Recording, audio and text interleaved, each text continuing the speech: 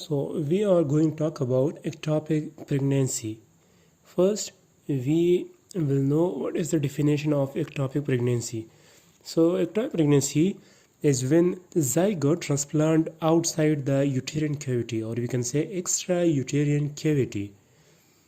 So now we are going to talk about sites of ectopic pregnancy. The first one is fallopian tubes, ovaries, cervix, rudimentary horn of the uterus, and an abdominal cavity. Fallopian tubes. In 95% cases, ectopic pregnancy occurs in fallopian tubes, especially in ampulla in 85% cases because normally fertilization occurs in ampulla. Factors that affects zygote transplant. The first one is contraction of fallopian tubes. The second one is movement of cilia, and the third one is ovarian hormones like estrogen and progesterone. If in one of them problem occurs, then zygote won't move and implantation will occur in ampulla.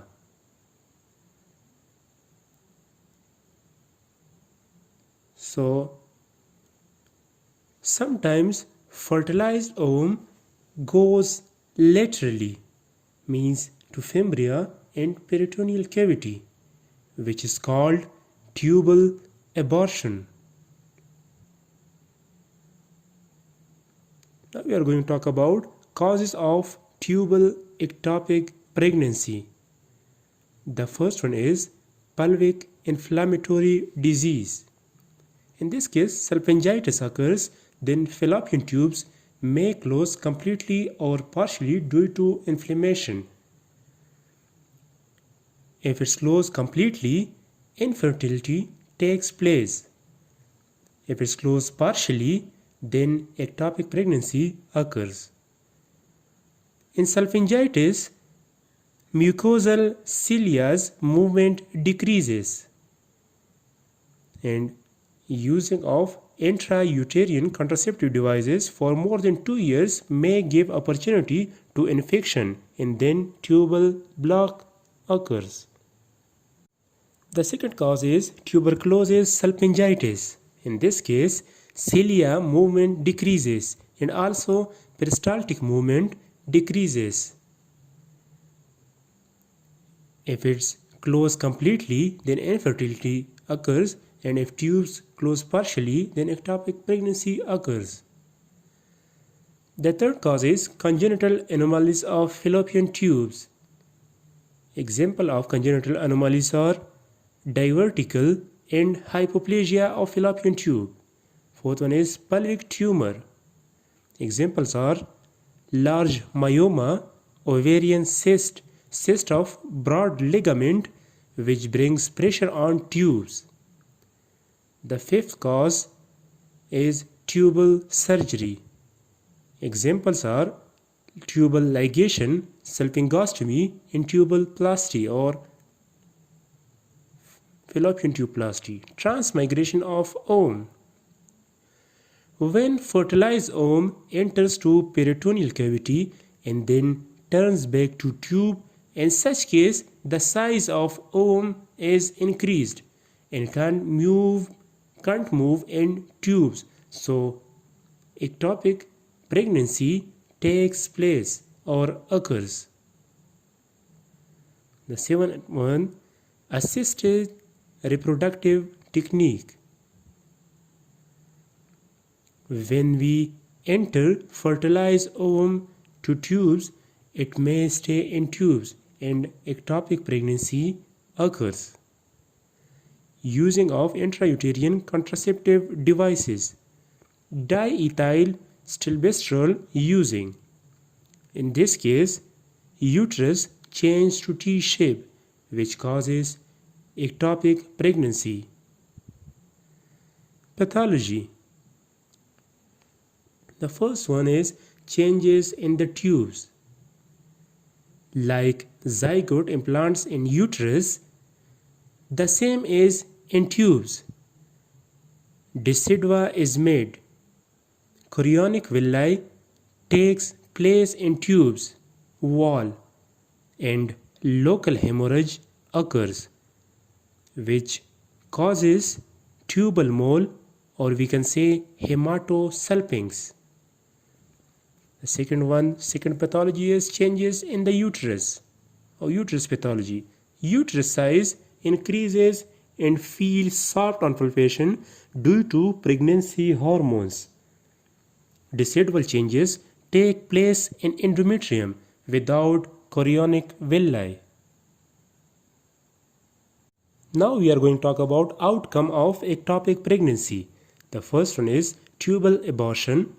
The second one is tubal rupture. Third one, tubal mole. Fourth one, secondary abdominal pregnancy. The fifth one is spontaneous regression. Tubal abortion. Ectopic pregnancy occurs in ampulla in this case, and when starts bleeding, then embryo releases from tubal wall and with product of conception falls into peritoneal cavity. If bleeding is a lot or heavy, it gives hemoperitoneum. Second one is tubal rupture. Occurs in isthmus part.